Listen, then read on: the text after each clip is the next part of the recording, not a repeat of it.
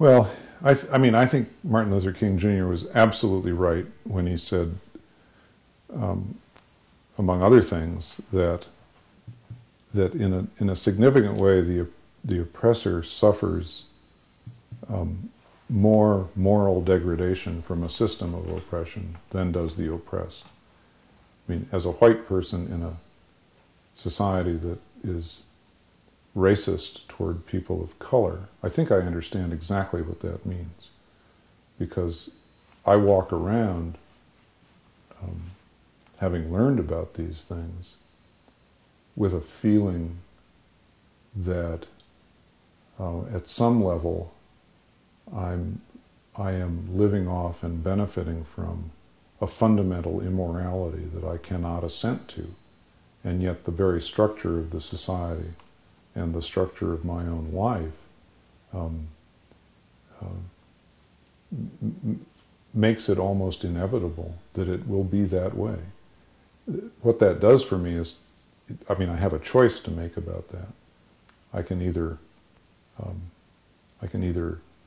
sort of collapse into it and say, okay, I get the long end of the stick here. You know, I get 90% off the top.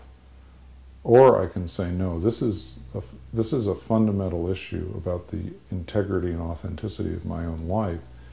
And while I can't fix the problem, I have to do everything I know how to stand over against, to witness over against the wrongness of that system.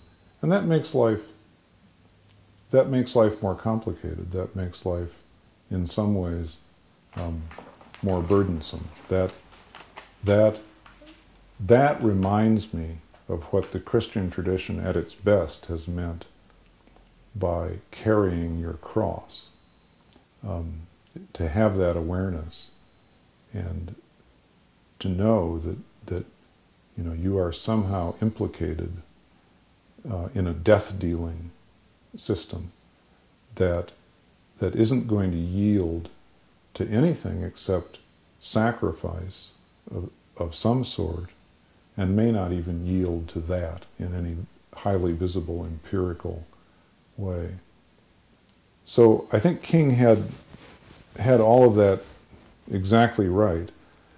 And I think on one level it's about cultivating a consciousness of the evils that benefit my life, and doing everything I know how to not collaborate with those evils, to not profit off those evils, and to not